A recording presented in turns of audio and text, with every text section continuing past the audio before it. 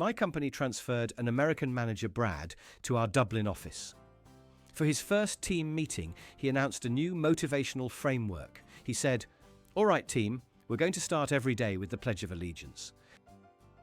It builds unity and focus." There was a dead silence before our Irish team lead, Fiona, finally spoke up. "Brad, with all due respect, we are an Irish team in Ireland. We will not be pledging allegiance to the flag of the United States." Brad was genuinely baffled, replying, "But it's a pledge about freedom. It's universal. Why wouldn't you want to say it?" I was guiding a wine tour in Tuscany. An American couple was on the tour, and the man kept interrupting my explanation of the Chianti Classico traditions. "You know, in Napa, we've perfected this. We use better oak barrels, computer-controlled fermentation. You guys are still doing it the old-fashioned way. Have you ever thought about upgrading?" I tried to explain that the old-fashioned way is the entire point of the tradition. He just shook his head and muttered to his wife, "Such a shame. This place could be a real gold mine if they just adopted some American innovation." An American exchange student living in my dorm in Japan came to me, completely distraught. She was holding an electricity bill. "I can't read this. It's all in Japanese. How am I supposed to pay it?" "Don't they have an English version?" I explained that she was in Japan, so official documents are in Japanese, but I could help her translate it. She replied, "This is so unprofessional. They know foreigners live here. In America, we have options for Spanish. It's called customer service. They should have a press 1 for English option for their bills."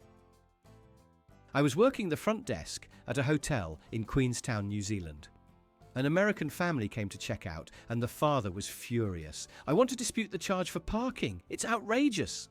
I explained the nightly fee. He slammed his hand on the counter. In the States, parking at a hotel is almost always free. It's an included amenity, like the ice machine. You guys are just trying to rip off tourists. This would never happen in a Marriott in Ohio. He could not accept that parking isn't a universally free hotel service. At a cooking class in Thailand, we were learning to make green curry. The instructor was explaining the importance of balancing the sweet, sour, salty, and spicy flavors.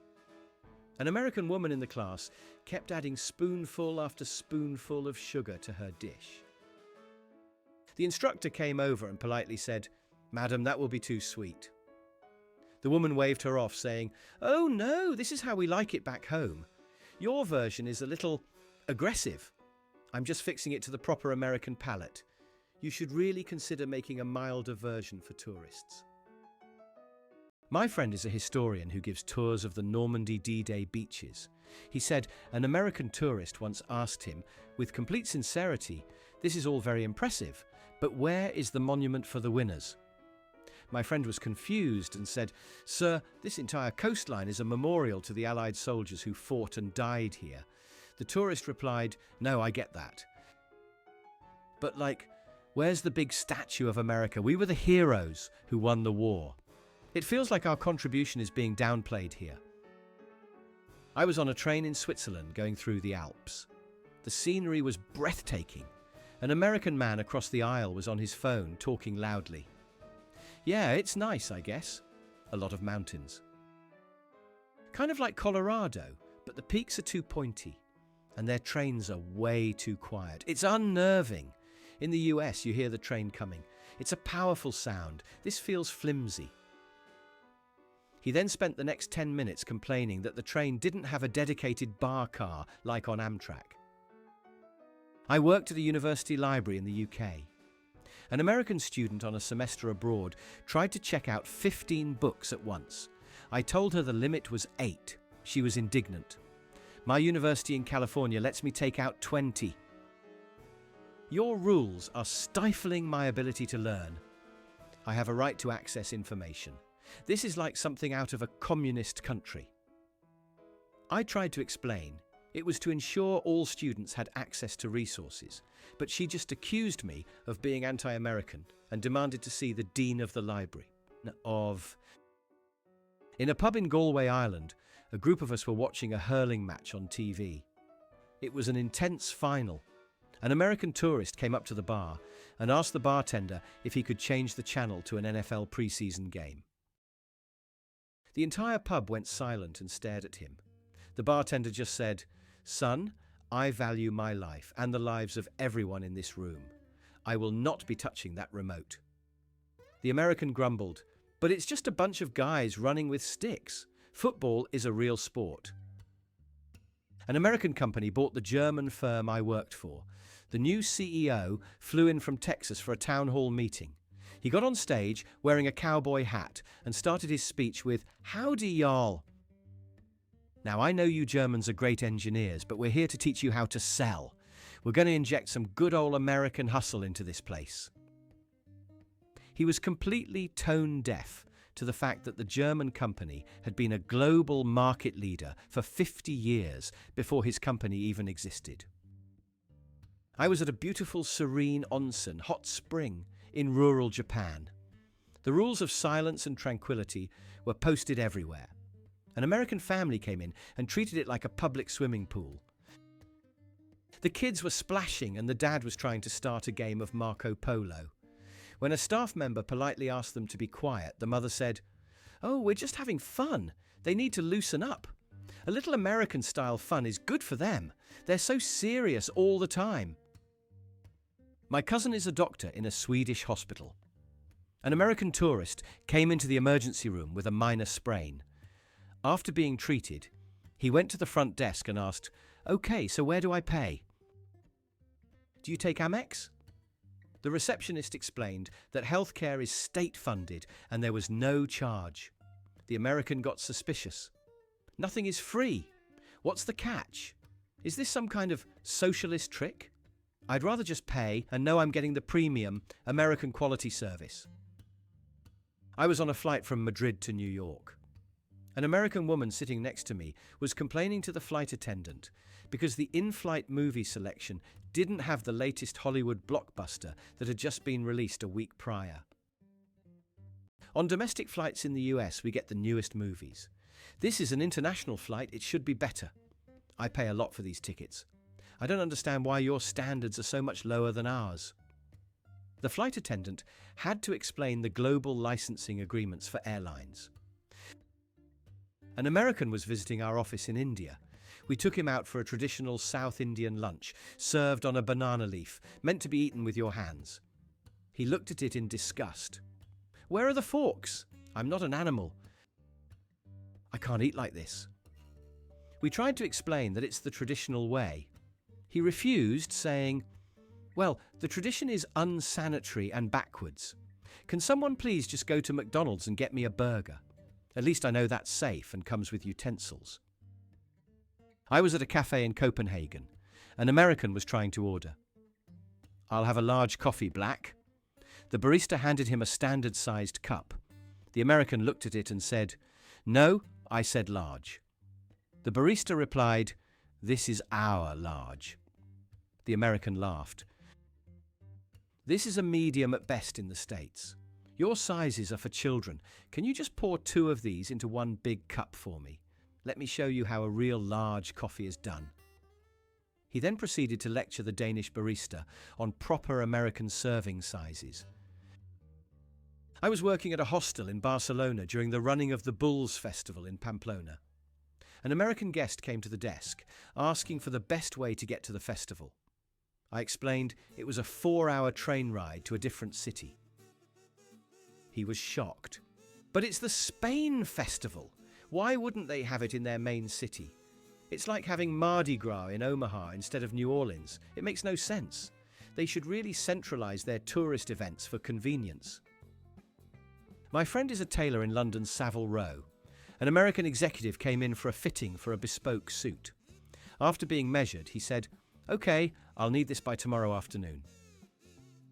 I have a big meeting. The tailor calmly explained that crafting a handmade suit takes several weeks and multiple fittings. The American scoffed. "Weeks? I can get a suit overnighted from Amazon in the States. Your whole business model is inefficient. You should learn from us. Speed is everything." He couldn't grasp the concept of craftsmanship over instant gratification. I was on a safari in Tanzania. A woman from California in our Jeep kept asking the guide, "Can we get a little closer to the lions? I need a good selfie for my Instagram." The guide patiently explained that these were wild animals and getting closer was extremely dangerous. She sighed dramatically and said, "This is so regulated. At the San Diego Zoo Safari Park, they let you get way closer. You'd think in actual Africa they'd be more relaxed about the rules." An American family moved into the apartment above me in Berlin. A week later, the father knocked on my door. "Hey, so, Sunday is football day. We're going to be having some friends over to watch the game. Just wanted to let you know we might get a little loud." I reminded him about Germany's strict Ruhezeit, quiet time laws, where making noise on a Sunday is a big no-no. He looked at me like I had 3 heads. "You have laws against having fun on a Sunday? That's the most un-American thing I've ever heard."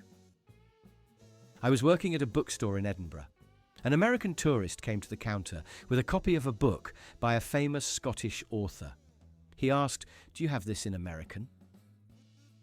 I don't want to have to translate all the weird words like "we" and "lass." I stared at him for a moment before realizing he meant an American English edition. I told him we only had the original UK edition. He sighed and said, "You'd sell so many more books if they were in proper English." My cousin was bartending in a small town in the Australian outback. A couple of American backpackers came in and asked what time the show started. My cousin was confused. "Show? What show?" They replied, "You know, the Outback show. With the kangaroos and boomerangs and stuff, like in the movies." They genuinely believed every small town in the Outback put on a daily performance for tourists, and were disappointed to learn it was just a regular town with regular people. I was on a tour of the Colosseum in Rome. The guide was explaining how it was built and the history of the gladiatorial games. An American in the group raised his hand and asked, "So which corporation has the naming rights now? Is it the Coca-Cola Coliseum or something? In the US, all our big stadiums are sponsored. Seems like a missed branding opportunity for the city of Rome." The guide just looked weary and said, "It is sponsored by the Roman Empire, sir." An American colleague was transferred to our office in Seoul, South Korea. On his first day, he was shocked that the office didn't close for the 4th of July. He went to HR to complain. "It's Independence Day. It's a major global holiday. Why is everyone working?" The Korean HR manager had to gently explain that the 4th of July is an American holiday, and while they respect it, it's a normal business day in the rest of the world. He grumbled about the lack of patriotism for the rest of the week. I was in a market in Marrakesh, Morocco. An American was haggling with a vendor over a leather bag. The vendor offered a final price. The American pulled out his phone calculator and said, "Okay, but what's that in real money?" "In dollars?" The vendor, who spoke perfect English, replied, "Sir, the Moroccan dirham is real money. It is the money of my country." The tourist just kept shaking his head, saying, "It's just easier for everyone if you use dollars." My friend teaches at a university in France. He had an American student who consistently turned in essays that were formatted for US letter paper instead of the standard A4. When my friend marked him down for it, the student argued, "Letter is the standard paper size. A4 is some weird, inefficient European thing. You should be adapting to the global standard, which is the American one." He refused to believe that A4 was the standard for literally the entire world outside of North America. An American was visiting our software development office in Bangalore, India. He saw the team taking a 30-minute tea break, chai time, in the afternoon. He later told our manager, "These extended breaks are killing productivity." In Silicon Valley, we eat at our desks. We're disrupting the world. You guys should adopt that hustle culture if you want to compete. The manager had to explain that the short break actually improves focus and morale, and their team was one of the most productive in the company. I was at a hotel in Cairo, Egypt, with a view of the pyramids. An American next to me on the balcony said, "It's amazing, but it's a shame about the location." I asked what he meant. He said, "Well, they're right next to the city." It kind of ruins the vibe. They should have built them further out in the desert, away from everything. It would be much more dramatic.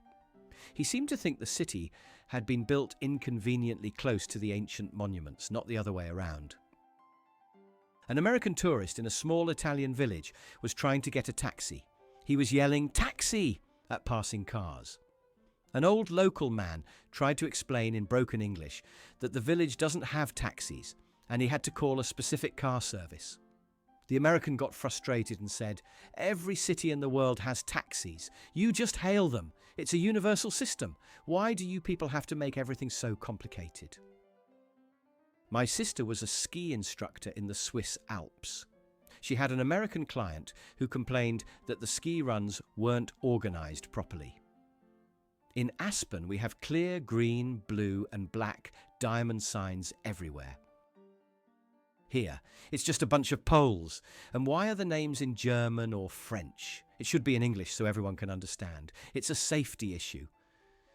He believed the American system of trail marking was the only logical one. I was in a pub quiz in Liverpool. The category was World Capitals. The question was, what is the capital of Australia?